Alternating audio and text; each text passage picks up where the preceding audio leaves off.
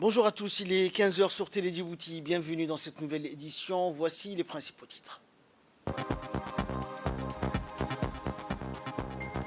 Atelier de restitution des engagements portant sur la dynamique de l'emploi des jeunes, un atelier qui a été organisé par le ministère de la Jeunesse et de la Culture. Et dans l'actualité internationale, l'OPEP Plus choisit le statu quo dans un contexte instable concernant le pétrole. Voilà pour les titres, bonjour à tous. Le Premier ministre Abdelkader Kamel Mohamed a reçu hier dans son cabinet le président du Parlement de la Ligue des États arabes, Adel Ben Abdurrahman. Ce dernier donc était à la tête d'une importante délégation et ils ont rendu donc visite de courtoisie au Premier ministre à la primature. Le président du Parlement national Mohamed Ali Ahmed ainsi que des parlementaires tels que Ali Zed ou encore Mahmoud Hassan Abdo Kamil et le député Ibrahim Abdo ont pris part donc à cette entrevue entre le Premier ministre et le président du Parlement de la Ligue des États arabes. Au cours de cette entrevue, les conseillers du Premier ministre, Ali Sillaï, ont pris part donc à cette entrevue. Et cette même délégation, conduite par le président du Parlement arabe, Adel Ben Abdurrahman, a été reçue par le président de l'Assemblée nationale, Mohamed Ali Ahmed, dans la journée d'hier toujours. Cette première visite du président de l'Assemblée de la Ligue des États arabes à l'étranger depuis sa réélection à la tête de cette organisation. Au cours de cette entrevue, le président de l'Assemblée nationale, Mohamed Ali Ahmed, a souhaité la bienvenue à son hôte et abordé donc avec ce dernier les voies et moyens de renforcer les relations entre les deux institutions. Cette rencontre qui a vu la participation de plusieurs parlementaires de l'Assemblée nationale djiboutienne.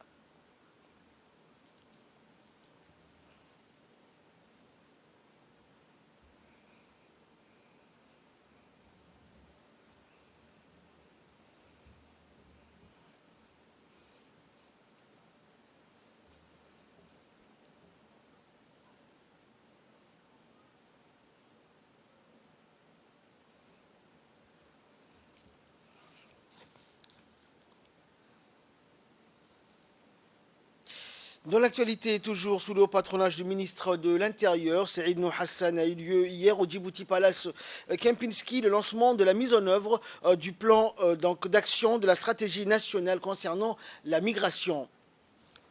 Cette dernière, donc lancée depuis septembre 2021, a pour objectif principal la mise en avant d'une approche de la migration basée sur les droits humains en conformité avec les instruments internationaux clés sur les droits des migrants. Elle sera donc déployée à travers ce plan d'action qui comprend 3 axes, à savoir cadre stratégique de la gestion de la migration, protection et santé et la migration et développement.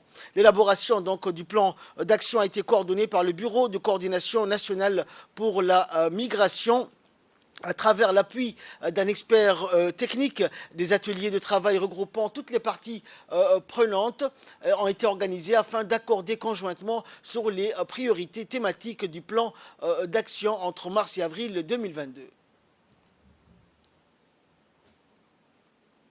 C'est très surpris. C'est pas trop connu à niveau international. J'étais surpris d'apprendre qu'il y a plus de migrants qui traversent la mer Rouge à travers de Djibouti, de ça qui traversent la Méditerranée chaque année, pendant qu'on parle beaucoup plus à niveau international sur la problématique au Méditerranée, on parle très peu de la question de migration à Djibouti.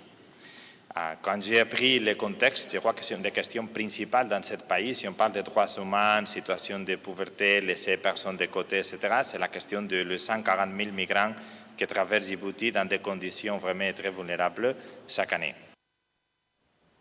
Et la chef de mission de l'OIM à Djibouti, Stéphanie Davio, qui doit quitter donc notre pays, a prononcé son discours dans lequel elle a annoncé l'objectif principal qui met en avant une approche de la migration basée sur les droits humains et qui comprenait 3 axes. Nous l'écoutons.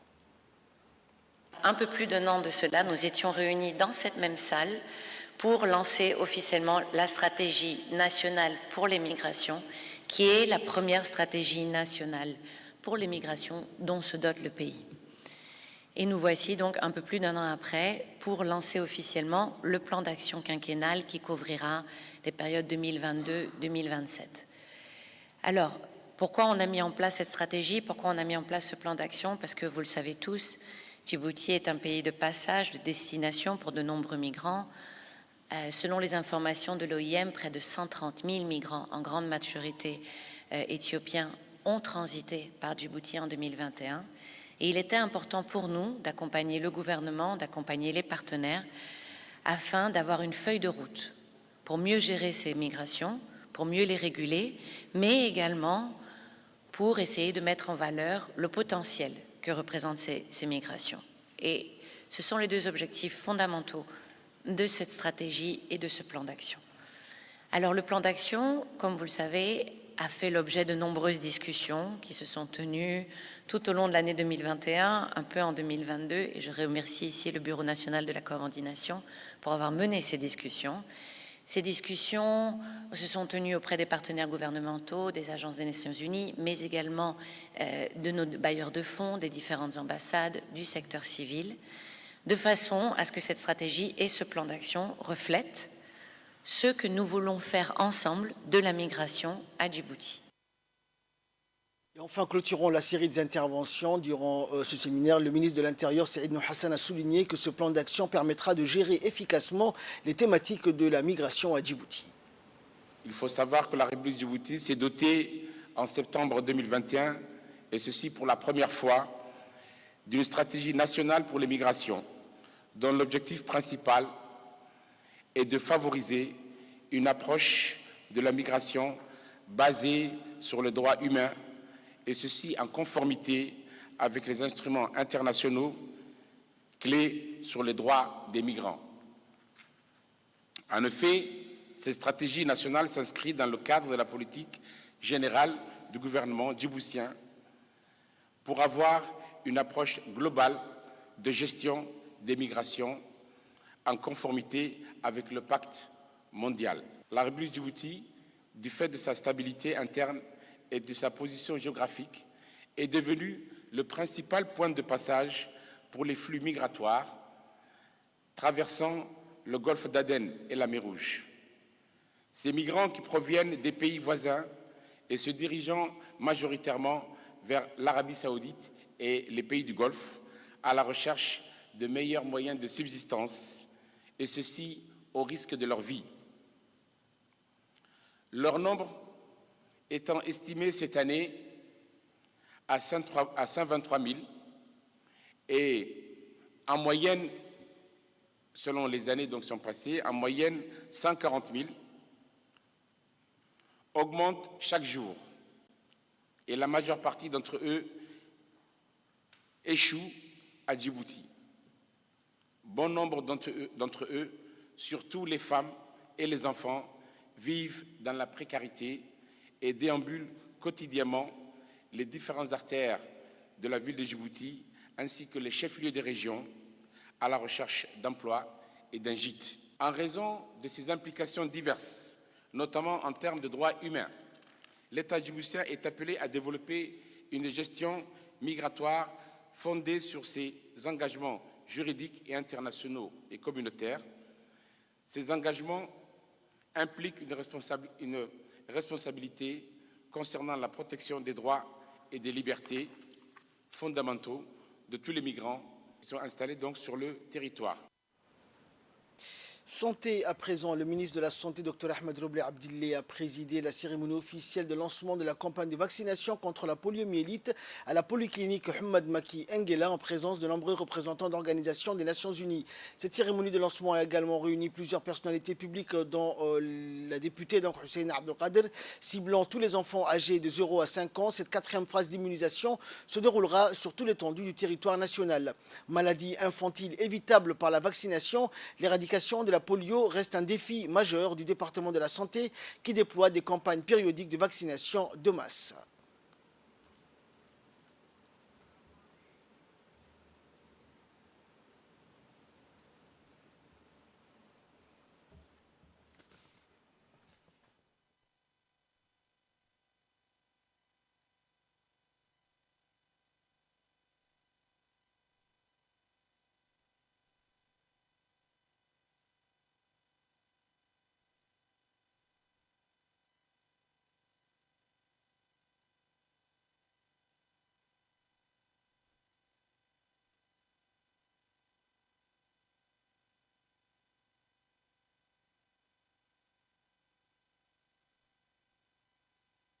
L'OMS, appuyée par les partenaires de l'Initiative mondiale pour l'éradication de la poliomyélite, est présente entre autres dans la surveillance du poliovirus et la planification de cette campagne pour appuyer les efforts du ministère de la Santé.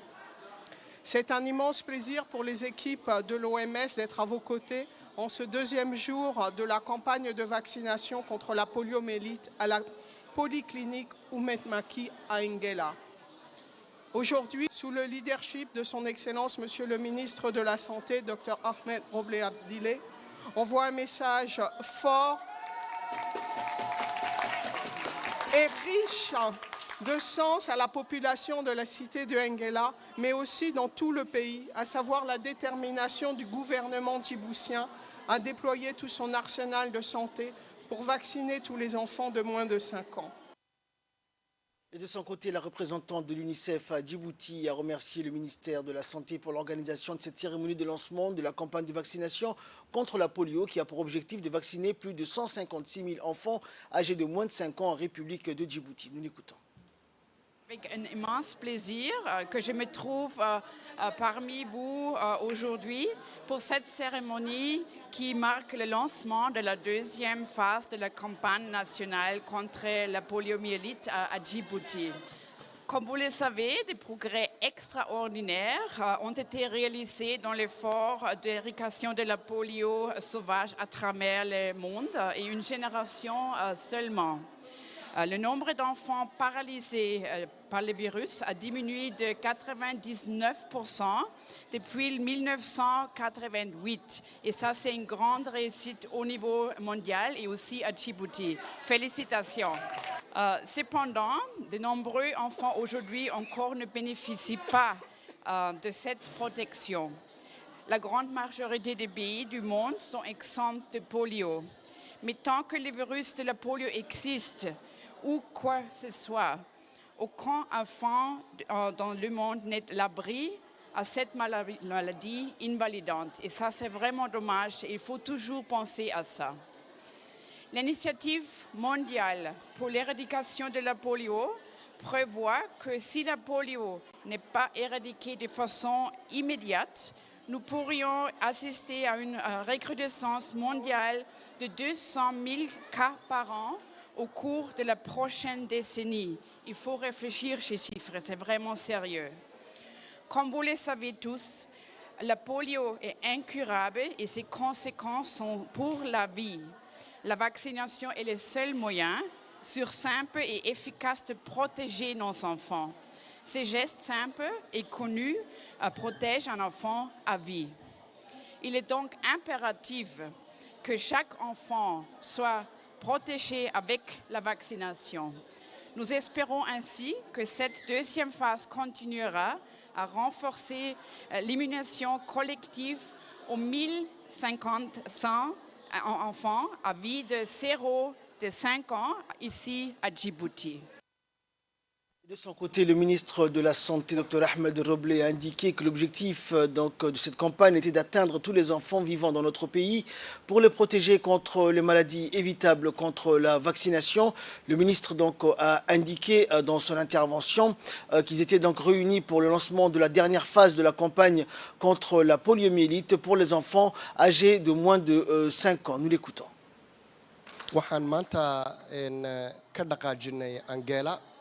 faaskii ugu dambeeyey ee tallaalka aan ugu talagalnay grave, paralysante et mortelle. Le vaccin contre la polio permet d'éviter à tous les enfants d'être paralysés à vie. Le ministre a poursuivi son intervention en indiquant que ce vaccin était très important et il a exhorté tous les parents à faire vacciner leurs enfants.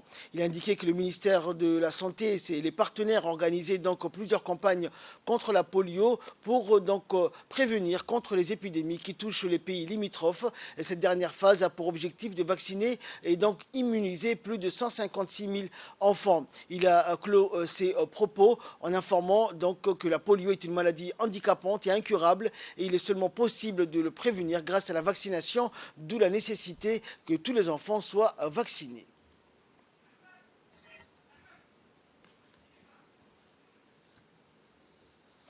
Il est l'heure à présent de retrouver l'appel à prière de la Asr. Restez avec nous, la suite de notre journal c'est dans quelques instants.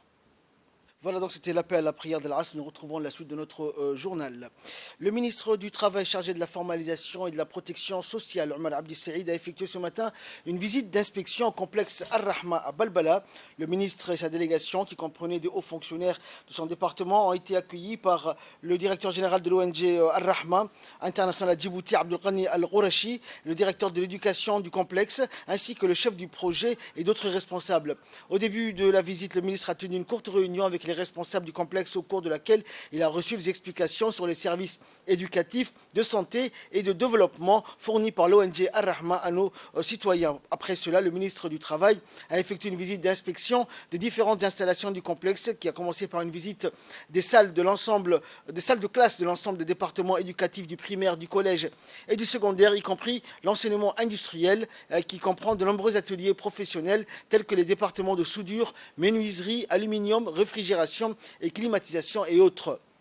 Le ministre du Travail a reçu au cours de cette visite des éclaircissements supplémentaires par le directeur régional et de ses proches collaborateurs, ainsi que des membres du corps professoral des différentes étapes. Et toujours dans le cadre de cette visite, le ministre du Travail et les membres de sa délégation se sont rendus à la boulangerie du complexe avant de conclure donc leur visite par une visite de l'hôpital Ar-Rahma, en particulier du centre du cerveau, cœur et neurochirurgie, où le ministre a pu visiter donc de près les soins prodigués aux patients.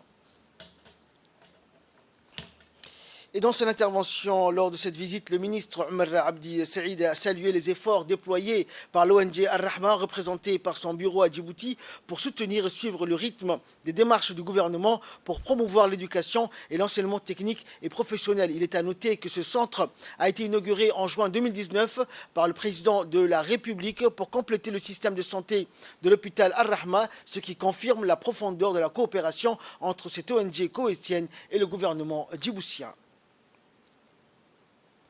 Le Palais du Peuple a abrité hier un important atelier de restitution par le ministère sectoriel de la Jeunesse, de l'Éducation et du Travail. À l'issue de la cérémonie d'ouverture, un jeune ayant participé au sommet d'Amman, Hicham Abdurrahman, a fait un exposé sur les discussions et les projets en vue de la promotion de l'emploi des jeunes. L'adjoint de la représentante de l'UNICEF a mis l'accent sur l'importance de cet atelier de restitution des engagements portant sur la dynamique de l'emploi jeune et le travail collectif entre les trois ministères. Et pour sa part, la ministre de la Jeunesse et de la Culture a d'emblée mis en exergue la transversalité du thème jeunesse et s'est réjouie de la présence des deux ministres avec qui elle va travailler main dans la main, d'où la mise en place d'un comité ministériel restreint, clé pour un partage d'engagement et une mutualisation des efforts tendant à l'élaboration d'un plan d'action commun favorisant l'insertion économique et professionnelle des jeunes. Plusieurs jeunes se sont réjouis de la tenue de cet atelier qui leur donne l'occasion d'échanger avec les ministres et les partenaires onusiens, tout en émettant le souhait que cet élan soit prometteur en termes d'insertion socio-professionnelle et économique. Ces jeunes ont soulevé certains obstacles ralentissant leur insertion, bien que plusieurs niches de métiers existent.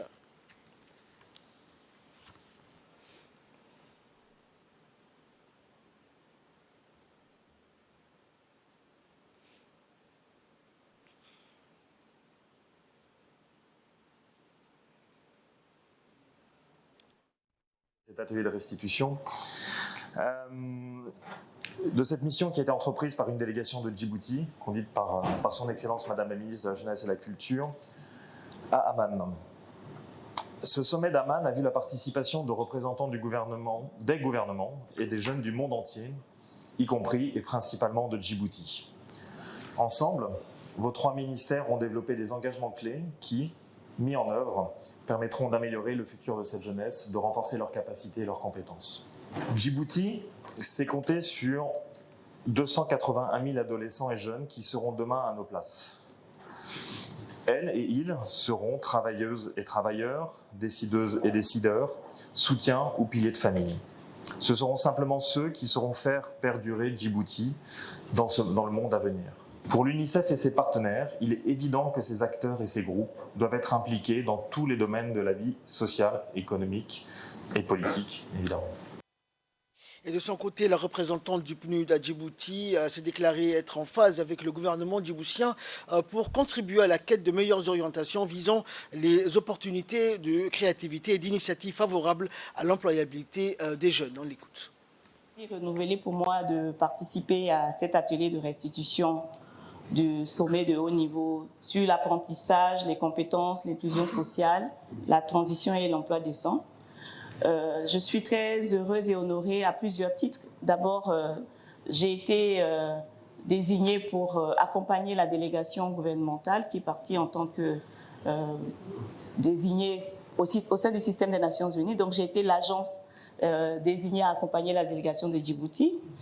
Et heureuse d'autant plus que j'ai vu avant, pendant et maintenant après l'engagement des trois ministres que vous êtes, l'engagement de l'ambassadeur Guélé et le témoignage des jeunes et leur engagement tout au long de ce processus, mais également, comme ça a été dit par Hicham, l'engagement de toutes les directions techniques, du comité technique qui a travaillé à préparer ces engagements, qui les a restitués à Amman, mais également tout le travail après Amman qui s'est fait pour peaufiner ces engagements.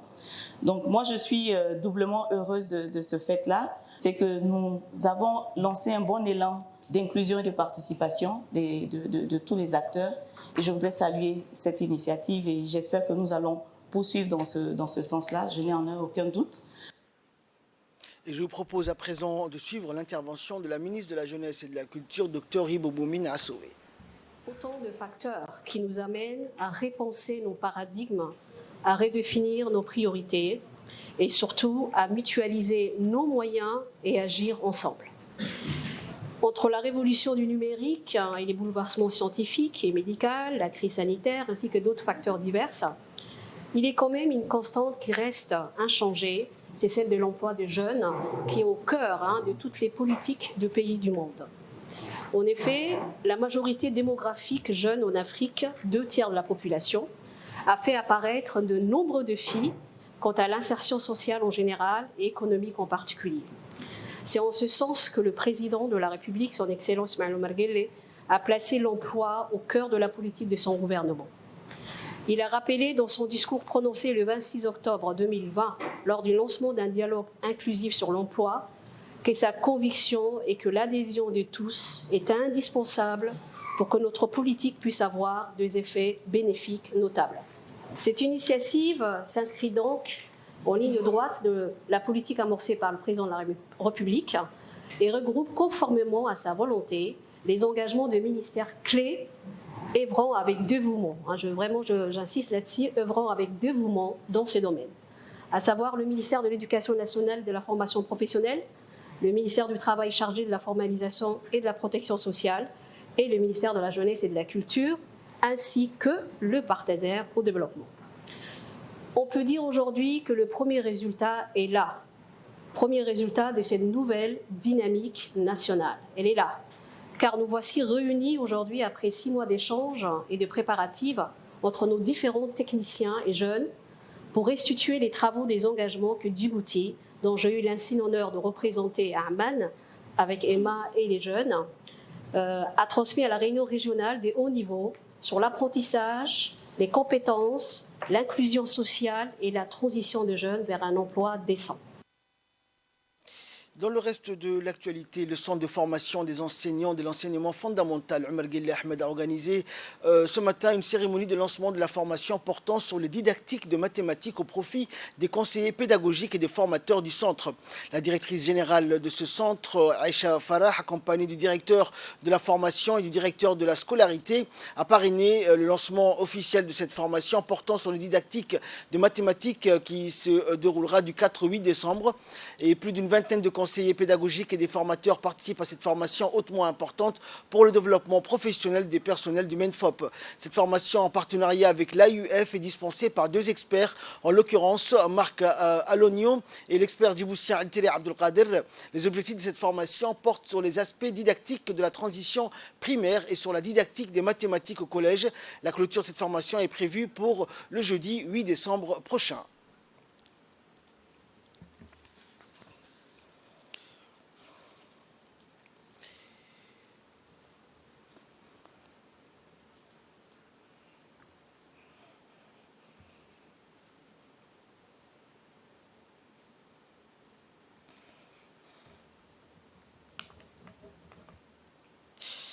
Et donc, dans la journée d'hier, le colonel Waïs Omar Bokoré, commandant de la garde-côte djiboutienne, a accueilli dans le salon d'honneur de la direction générale de l'administration de la garde-côte le commandant de la garde-côte somalilandaise, Ahmed Houré Hariye, dans le cadre d'une visite de travail. Le colonel Waïs Omar a saisi cette occasion pour présenter les deux partis donc, qui ont soulevé des points d'intérêt et le colonel a saisi cette occasion pour présenter la délégation menée par l'amiral, les missions et les capacités opérationnelles de la garde-côte djiboutienne ainsi que les infrastructures et les installations de l'institution.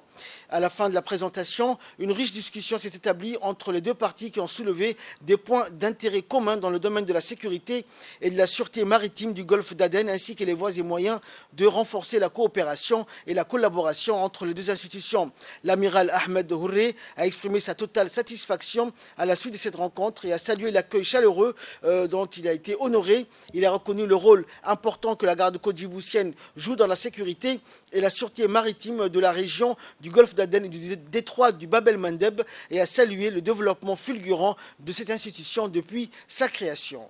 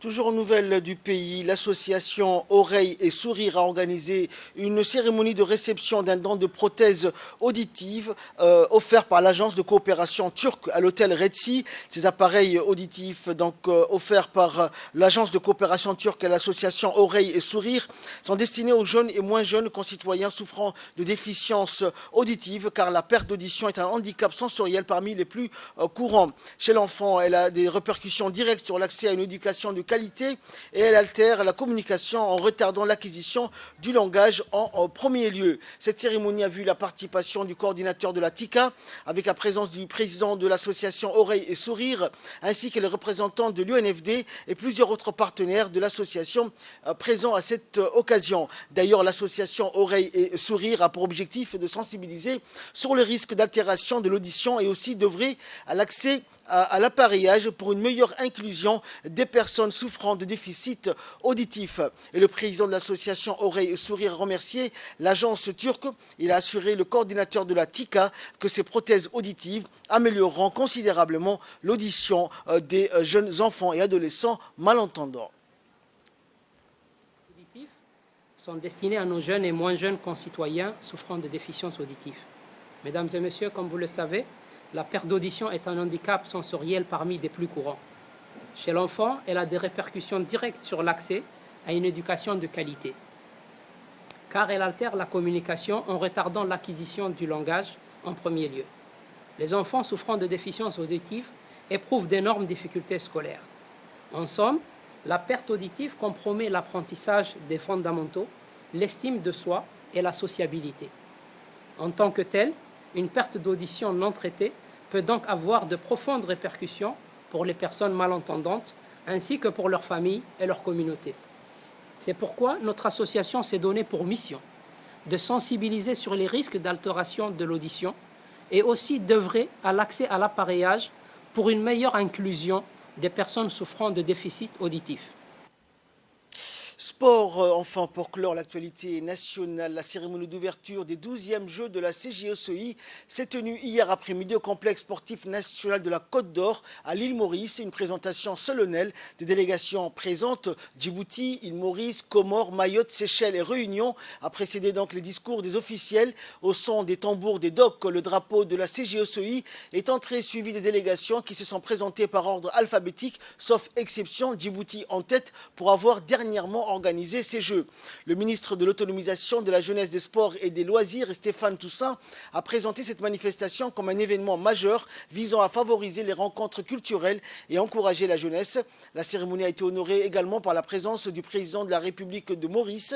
Et tout au long de la semaine, des épreuves sportives et culturelles auront lieu. Les athlètes logeront pour la plupart à la résidence du Crous. Ils ont été sélectionnés au préalable par chaque délégation et représenteront leur nation pour ces Jeux. Environ 2000 jeunes et encadrants des pays et îles de l'océan Indien se sont rassemblés à cette occasion, tous arborant fièrement leur drapeau.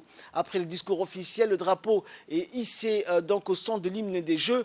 Participants, arbitres et juges ont prêté serment pour que ces Jeux se déroulent dans un esprit de sportivité et que les règles qui les régissent soient respectées. La soirée s'est clôturée par un spectacle. Le public a assisté à plusieurs démonstrations, haut en couleurs et en émotion. Sur ce, les Jeux furent officiellement lancés.